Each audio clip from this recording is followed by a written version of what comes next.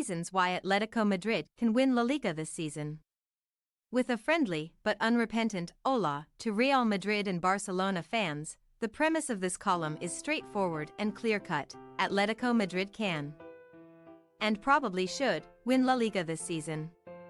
It's a conclusion not solely predicated on either Madrid losing goalkeeper Thibaut Courtois and defender Eder Militao to long and debilitating injuries, nor on Barcelona's hapless showing in their 0-0 draw at Getafe at the weekend. And it certainly isn't about the simple fact that the 2021 champions defeated Granada 3-1 in their opening fixture either. Instead, it's a conclusion anyone paying proper attention over the past 7 or 8 months should have arrived at. It's one based on Atleti's squad quality, a 24-carat strike partnership they're cultivating, the fact that they had La Liga's best individual player last season, and, above all, the fact that their belligerent, talismanic coach, Diego Simeone, came clean over the summer in admitting how atrocious they were for the latter half of 2022. The quality will come back to. The strike partnership I'm referring to involves Memphis Depay and Antoine Griezmann. While La Liga's best, most entertaining and most scintillating footballer in 2022-23 was the selfsame Griezmann. And the admission? Well, that was pretty startling. Simeone is very savvy, a street-smart warrior. Choose your own adjective, euphemism, or term of guarded admiration. The Argentine is aggressive, clever, and born to compete, and he's by far the dominant personality in Atleti's 120-year history against huge competition, given what he's achieved both as a Roy Keane-style midfield marauder in his playing days, and then his GOAT trophy haul as Los Rojiblancos coach. I'm referring to his league/cup double as a player in 1996, then 8 trophies and 2 Champions League finals as manager. But he's obdurate, stubborn, and not very prone to either admitting he's wrong or that there's anything he might have done better.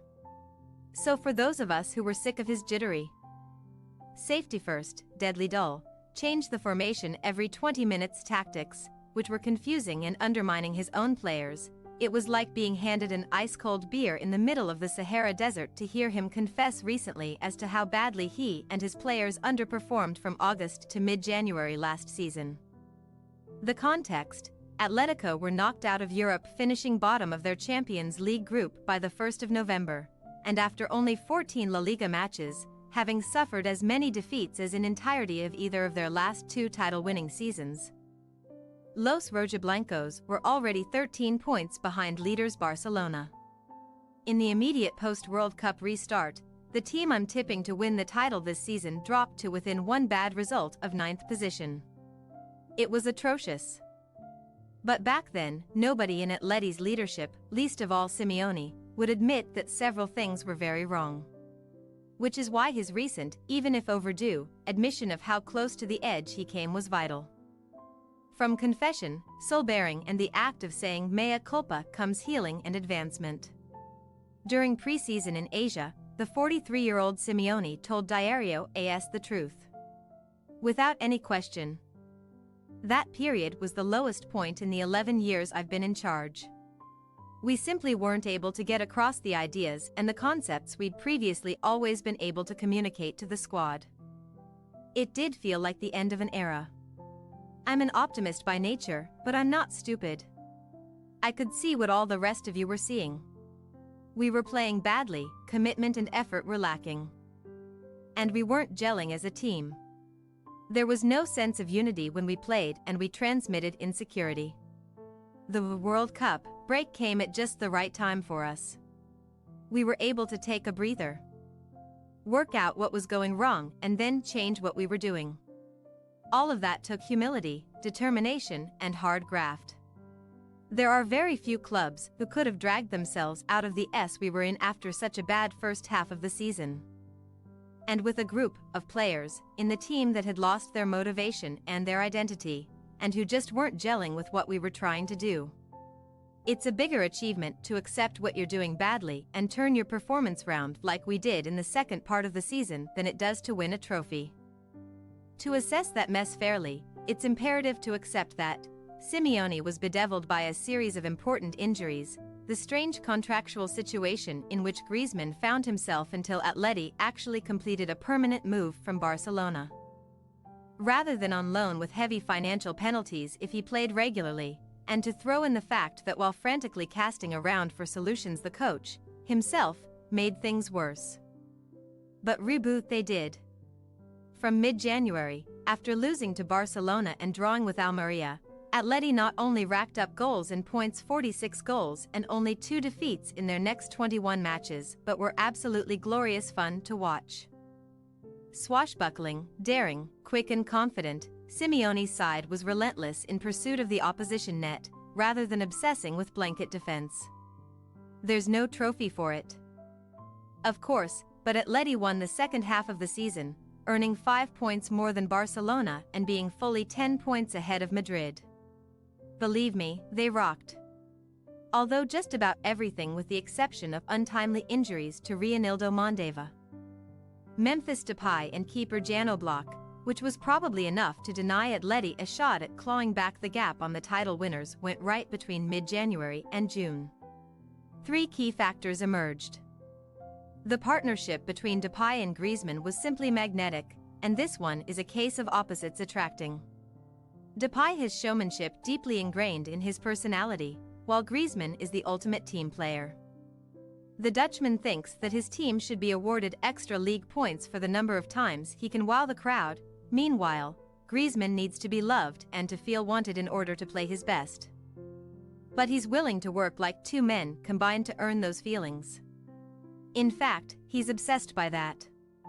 Simeone calls Griezmann a brilliant person and a brilliant player. There's a bond between us. Last season, Griezmann told me he knew that he'd hurt the Atleti fans by leaving for Barcelona, and by how he'd done that. He was fiercely determined to erase that debt. His passes, his work off the ball, his chance creation, his goals, everything he did seemed to dovetail instantly with Depay, but also seemed to inspire everyone else in the squad. For various reasons, the 2 men only started 38 LaLiga matches between them last season out of a possible 76. If they can hit the same level across, let's say, 55+ match starts this term, then Atleti will be fearful rivals for anyone. Oblak seems to be fit again, too. On his day, he's one of the top 5 keepers in the world. Defenders Stefan Savic and Jose Jimenez have been retained and form a brilliant partnership when fit, but Cesar Azpilicueta, who oozes personality, experience, and will to win, plus the bullish Keller Soyuncu and irrepressible Javi Galan, have all been added. Up front, Alvaro Morata has renewed his commitment. He's fundamental to us, Simeone argues, and, at the time of writing, nobody's yet snagged Angel Correa out of the squad. Yet on that front, Simeone admits the market is the biggest threat to all the preparation we're doing right now. In the meantime, Samuel Lino and Rodrigo Aroro Riquelme add creativity and goal threat after good on-loan seasons with Valencia and Girona respectively. 2. Atleti's best 11 is aggressive, pacey, fluid, physical and loaded with chance creation. And it now oscillates, smoothly, between 3-5-2 and 4-4-2 formations without looking like someone had removed them of all their self-belief, which was how last season began. Atleti's passionate fans at the Metropolitano are also back in love with the whole project again. It's no small matter to have them roaring you on. Now another admission from Simeone. We've developed a different identity from the one we had years ago. It's more to do with what we do when we're on the ball. The fans made it clear that they wanted more of that. A lateral glance, once the case for Atleti has been made, suggests that Madrid losing nearly their entire spine in Courtois, Militao, and Benzema will hurt them badly. And no matter how well Barcelona combined signings and youth team promotions amid their financial carnage, they remain a team in construction, something their stadium is suffering too. The champions absolutely will not enjoy their couple of seasons up on Montjuic Hill in a stadium that's smaller in capacity, open to the elements and has a running track around the pitch. If Atleti truly believe, if the Joao Felix situation can be resolved with another loan away from Madrid while Simeone and the club work out whether the Argentinian's last year of contract is a bridge towards more of the same or the real end of an era, then this can be a winning year for them in La Liga. They're not odds-on favorites, and it won't be easy for them, but they have a serious chance to capitalize on their own good moment and the weaknesses of their rivals. Watch this space. Thanks for your watching. Don't forget to click the subscribed button and hit the bell icon for more.